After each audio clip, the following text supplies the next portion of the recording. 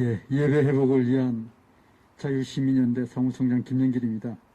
저희 단체는 지난 크리스마스를 앞두고 정부가 비대면 예배를 전면 금지하면서 이에 대한 부당함을 호소하기 위해서 자연스럽게 모인 단체가 되겠습니다.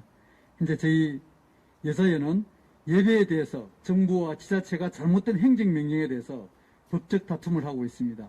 행정소송과 헌법소원을 하면서 지금 계속 진행 중에 있고, 지금도 예배를 드리다가 지방자치단체로부터 제재를 받는 교회를 법적으로 지원하고 있습니다. 지금 정부와 언론은 교회가 또 종교 탄압으로 한다고 몰아가고 있습니다. 저희가 이런 모임도 하고 법적 소송을 하면 이게 무슨 종교 탄압이냐라고 몰아가고 있습니다. 분명히 말씀드릴 것은 본질은 예배 형식에 대한 정부의 간섭과 통제입니다. 우리가 대면 비대면 그걸 가지고 나서는 것이 아닙니다.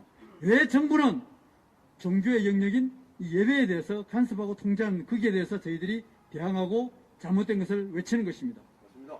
정부는 비대면 예배 원칙하에 규제를 하는 것입니다. 정치의 영역과 종교의 영역은 분명히 다릅니다. 정치의 영역에서 규제는 할 수 있습니다. 그러나 예배는 종교의 영역입니다. 정부가 정치의 영역에서 일정 원칙을 정할 수는 있습니다. 동일한 원칙 기준 하에서 얼마든지 할 수 있습니다. 그러나 이를 넘어 예배의 영역에까지 침범하는 것은 이것은 또 다른 심각한 문제를 야기하고 있습니다. 이게 바로 헌법 위반이요, 개인의 종교의 위반이요, 교회의 예배의 자유 위반이 되는 것입니다. 정교분리 위반이 되는 것입니다. 우리나라 국민들은 또 이를 모르고 쏘가고 있는 점도 있습니다. 종교의 자유는 가장 기초적인 자유이면서 권리입니다. 1948년 유엔 인권선언의 출발도 종교의 자유에서 출발되었습니다. 미국의 수정헌법도 마찬가지입니다.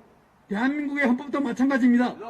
반드시 종교의 자유는 개인의 양심의 자유와 함께 필히 보장하고 있는 가장 기본적인 권리인 것입니다. 우리가 요구하는 이 종교의 자유, 예배의 자유는 미국의 청교도, 프랑스의 일군호, 스코틀랜드의 언약도 모두 다 이런 분들이 이 종교의 자유를 지키기 위해서 순교하면서 지켜왔던 자유입니다. 개인이 걸린 종교의 자유와 교회에서 드리는 예배의 자유는 어느 자유보다도 보장되어야 합니다. 정부가 예배가 비대면 원칙이라면서 예배를 간섭하고 제한하는 것은 이것은 심각한 우리의 자유를 억압하는 것입니다. 우리가 비대면, 대면을 떠나 정부가 가장 기본적인 자유에 대하여 권리를 통제하는 것에 바로 문제를 제기하는 것입니다. 동일하게 형평성하게 적용되어야 할 것입니다. 앞에서도 우리 목사님들이 말씀했듯이 동일한 시설과 공간에 따라 동일한 원칙을 적용하라는 것입니다. 지하철, 백화점, 기업시설, 공무원 등 동일하게 적용하라 그러면 교회가 이렇게 대항하지 않을 것입니다. 그럼 어떤 사람은 이렇게 합니다. 교회가 그런 시설하고 동일하냐고 반문합니다. 맞습니다. 교회가 그런 시설하고 다릅니다. 우리는 영혼의 문제를 다루는 시설이고 종교이기 때문에 그렇습니다. 그렇게 주장하는 사람들은 자기 당착이고 주관적인 겁니다. 우리는 객관적인 원칙을 원하는 것인데 주관적인 사고를 들이맨다는 것은 자기 당착의 논리인 것입니다. 또 일부 이번에 법원에서 세계로교회 사건을 두고 판결을 내리면서 교회에서 일어날 사건 가능성을 두고 이번에 기각을 시켰습니다. 일어날 사건이 일어난다고 가지고 한다 그러면 이거는 맞지가 않습니다. 여러분 자동차를 살 때 사고날 가능성을 갖고 자동차를 움직이지 못하면 어떻게 되겠습니까? 말이 안 됩니다. 말이 안 되는 겁니다. 정말 논리적으로 맞지 않습니다. 일어날 가능성을 두고 제재를 한다 그러면 얼토당토 않은 이런 대부분의 판례까지 무시하면서 이번에 교회 예배에 대해서 자꾸 정당성을 몰아가고 있습니다. 마지막으로 하고 싶은 말은 자기 책임의 원리가 적용되어야 합니다. 교회 예배는 총회가 정하는 것도 아니요, 노회가 정하는 것도 아니요, 교회는 교회 자기 책임의 원리에 따라 당회가 정하고 그 교회 교인들이 성도가 스스로 예배의 형식을 결정하는 것입니다. 교회는 어느 시설보다 더 방역을 철저히 하고 있습니다. 지금까지 교회 시설에 발생한 확진자 88% 대부분은 예배를 드리다 거래된 것이 아니라 마스크를 미착용한다든지 성가대였는지 소그룹의 모임 식사에서 거론되었습니다. 그거는 그 교회가 책임을 지어야 됩니다. 또 다른 소임을 하다가 확진이 생기면 어느 시설에 대해서도 동일하게 적용하면 됩니다. 하루를 시설을 방역을 하고 또 하루 뒤에 열어주고 방역시설을 도움이라면 되는데 교회만은 2주간의 폐쇄 조치를 취하게 됩니다.